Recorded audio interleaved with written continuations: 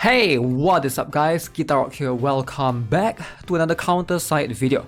Alright, so if you guys are not aware, Global got some update for the patch notes, but C, also we have Origin right now on C.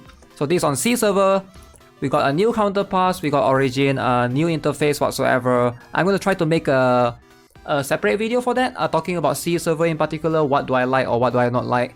I mean, it's pretty much going to be the same thing, but it might be a little bit confusing for newer players or maybe some players that don't follow the news at all, right? If you guys watch my channel quite often, you guys aren't affected, but talking about those like more casual players, those C players that only reside on Facebook and stuff, if they are not follow up to the news, they won't know, you know, in particular about the Origin or might not even see it coming, right? Zilong didn't really push out as much. I wish Zilong would push out more because they actually do give out Awaken selector ticket, right? And this is something that definitely helps new players. If there's any new players that wants to play the game right now, for C server, getting this selector is going to be huge. But yeah, Zilong, no advertising whatsoever. Regardless, let's talk about global. Alright, enough with the C, we'll talk about it separately. Global server, what do we have? Okay, you can see a couple of things. Number one, we have this preview. So this is going to be the roadmap for March 2023. So the roadmap is going to feature a couple of things. Number one, you can see right here, based on this particular list, I have a feeling these three characters are coming. So that's going to be Dorothy right here, Leona, I believe, and crap, I forgot her name. Scarecrow. Okay, so and then we're gonna have Maestra and Nequisha alongside with the event. And that's going to feature Morse, I believe Carmen should be there as well. So quite a lot of actually very crucial important units to expect, right? And then we have Rearm Hansorim, Rearm KC Bits, Otherworld Delivery Disaster as well. Okay, so pretty cool event overall. Quite a number of things based on this roadmap to talk about. So we'll jump back to this roadmap shortly. But first, we'll check out the patch notes first. What's happening tomorrow? Alright, for global. So this is going to be as of, what is this? 1st of March, right? So first things first, returning operator. So we're going to have operator Mansion Master. She's going to come back. I do not recommend getting her. She's not bad, but she's not that impressive either. Immunity to hit stun from special or lower skills, and range damage resistance 50% to all allies for 10 seconds. Not too bad actually. Defender to striker, right? It's a very cool activation sequence where you only require 2 units or 2 different categories. I think this is going to be one of the decent ones. I don't think she's exactly meta though, right? The truth is, I feel like using Kim Hana in PvP is going to be much more beneficial. This is definitely much more of a PvP thing, right? So immunity to hit stun from special or lower skills. Bear in mind, if you guys are playing the game and you are confused with the term, hit stun and stun are separate. So hit stun is like when you get knocked back, stun is when you get stunned.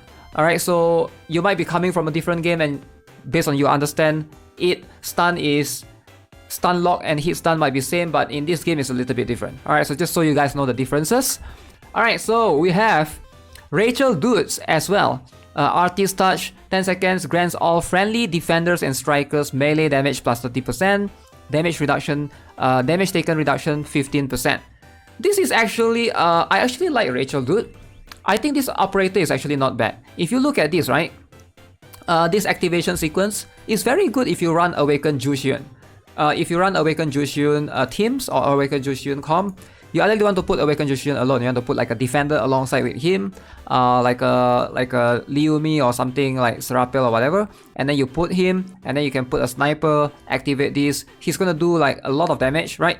Melee damage plus 30%, also the damage taken reduction plus 15%. I think it helps him. It would be nicer if it's a defender, striker, supporter, but still I do think this is going to be one of the better ones. Still, I don't recommend pulling. I don't think this is, you know, you don't really need Rachel Dude operator. If you run Awaken Jushion, you can also go for Sigma operator, which I think is much more flexible as well. Something to keep in mind, right? One more thing about this is we get a new challenge stage innovation setup. So this time you can see we're gonna get to farm for the alpha tricks, right? So their exclusive gears are not that strong, sadly. You can see there's Shinja exclusive gear, there is a Gabriel Jun exclusive gear, there's Osirum exclusive gear, Kim Jong-un exclusive gear, and Lee Jin exclusive gear. none of these characters are particularly meta. Alright, so Shinja is good. She's alright in a lot of situations in PvE stages.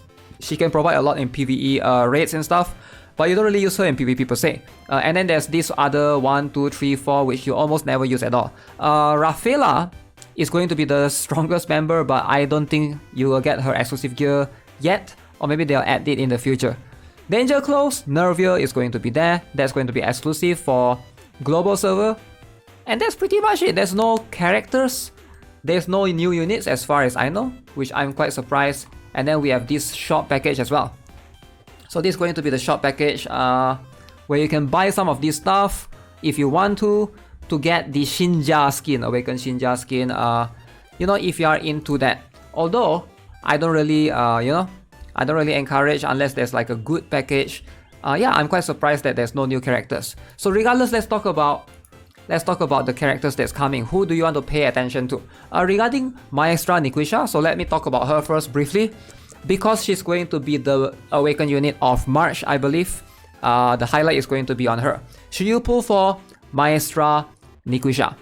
So I've already made a video prior back then, so feel free to check it out. This is the video that I made 4 months ago. It's going to be on my main channel, not this channel. The one you're watching right now is on my second channel, but I will link it to you guys in the description below. Feel free to check it out in the pinned comment as well. Maestra Nikwisha, is it worth pulling? I've already briefly mentioned it right there. Now, she's going to be a PvE exclusive character. She's not that strong in PvP. She's not weak either. Or I would say she's borderline average. So she's about like, maybe like not average, maybe like 6 out of 10, right? So in terms of usefulness, let me see if I can jump into and show you guys where she shines. Where she shines the most is going to be in raids. Alright, so which raids? She shines in both Britra and Inhibitor. So she will be able to, if you can replace someone else with her, slot her in, she will be able to help you boost your damage by quite a significant amount actually. So how does this work is, you can see right here, I'm going to see if I can bring up this particular skill, the ultimate skill. Alright, so she will be able to give you damage. If I'm not mistaken, the total of incoming damage boost that she gives is about 45%. Where you get the 45% is from this particular one where you can see damage taken amplification plus 1.5%, right? And then this will be based upon the performer that she has, and I think she has like 4 performer in front of her, right? And then on her ultimate skill, this increased the effect by 1.4 times, which is a lot. And right, it also here you can see increases Requiem of the Dead, which is Requiem of the Dead, which is this skill, I believe. Yeah, this one, right? So where this will even stack the HP. It's a very complicated skill, but if you guys want a much more detailed explanation, I've already made a video right here. Highly recommend you guys to watch that out. Watch that video, right? So it gives her a lot of. She has a very quirky skill where she's required to be in the middle of the field to be able to cast a spell. Does it make sense? Like, you know how most characters, when they have a special skill, when they have an ultimate skill, they can cast the spell immediately. But for Maestra, she can't. She needs to be in the middle of the map. Which is a bit weird, right? It's a very weird mechanic, to be in the middle of the map. So that means you gotta make sure she moves as fast as you can. So let me show you guys right here, right? I'm not sure if I'll be able to show this. She doesn't really have a special skill. So the ultimate skill, you can see, I'm pressing this, but she will not be able to cast it until she reaches the middle of the map, which is here. So she literally needs to be in the center of the map. This makes her very, might be very challenging to use in PvP because of this situation. But the amount of damage taken, so now she can cast her ultimate. So when she casts this ultimate, the damage amp will go up to a significant amount. Let me see if I can click on this, right? So let's see if you guys can observe on the enemy. Alright, look at how much damage amplification, up to 45% right there. So, damage amplification 45% is a lot for raids. Alright, just to give you guys a context, how much damage amplification, like what character has damage amplification right now? Let me think. Roy Brunette. Okay, so Roy Brunette, ultimate skill, decrease defense, and then this one, the passive skill, damage taken amp by 10%. So Roy Bunet is about 10%. Who else? Chifuyu doesn't have. Chifuyu just reduced defense. I'm trying to think who else has that. Frederick Doma, which is why these characters are very, very strong for raids, right? Frederick Doma special skill. This one you can see, damage taken M, 15%. So Roy Bunet plus Frederick Doma is 10 plus 15, 25%. Still less than how much Maestra could do, which is 45%. So keep that in mind. If you're trying to build a raid team, Maestra is really, really strong. Now another character that I want to talk about, let's see. Right here is going to be a Morse in the Counterpass. Obviously, you know what? I'm going to showcase Morse as much as I can in the next coming days because I think she's a really unique character. She is a mech and CO, right? Wait, is she a mech and CO? I just want to make sure that I confirm it.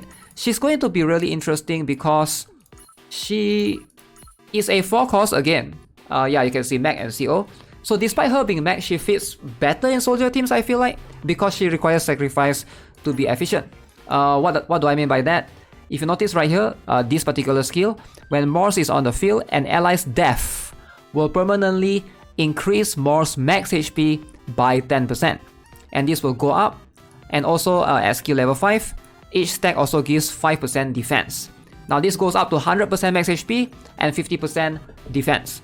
So when you pair her with in a soldier team, because soldiers, there's plenty of them, if they die, right, they will be able to give Morse the boost. So therefore boosting Morse to make her even tankier than she is. So if you are using her in like a soldier team, I think she works well there. The truth is you might not need, right now in C server we have Curian, you don't really need Morse per se. So she's in this like middle ground. Sometimes she's like being used in mech team, sometimes she's used in soldier team.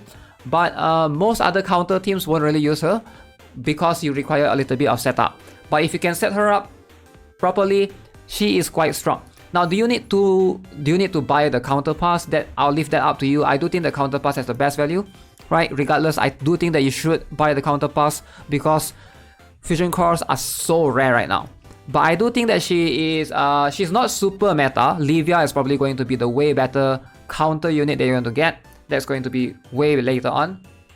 And in terms of Dorothy, highly recommend you guys to get her alongside with Carmen. And I think that's pretty much it. And yeah, for the Rearm KC Bin, I have no idea what she does. She was released in KR, so now she's coming to global first. And then we have Rearm Hansorim, which based on my testing, she underperforms a little bit compared to Admin Rifleman. I think Admin Rifleman is still the superior go-to soldier unit if you want to build one. Regardless, I don't think Rearm KC Bins, I don't think Rearm Hansorim is that bad of an option if you can activate her skill, her ultimate skill, which is what is going to make her shine.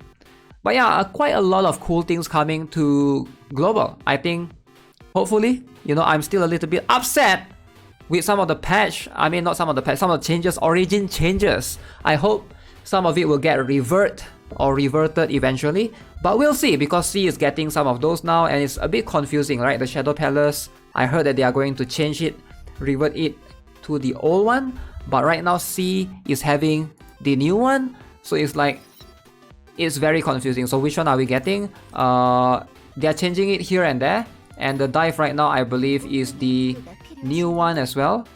Yeah, it's a little bit of a mess right now. Hopefully they get things sorted out within March to April, and the game will stabilize and slowly start to climb in terms of the players. Hopefully. Alright guys, so that's gonna be it for this video. Subscribe if you guys haven't already. Give this video a like. I'll see you guys in the next one. I'm gonna make some guides for the upcoming characters to look out for.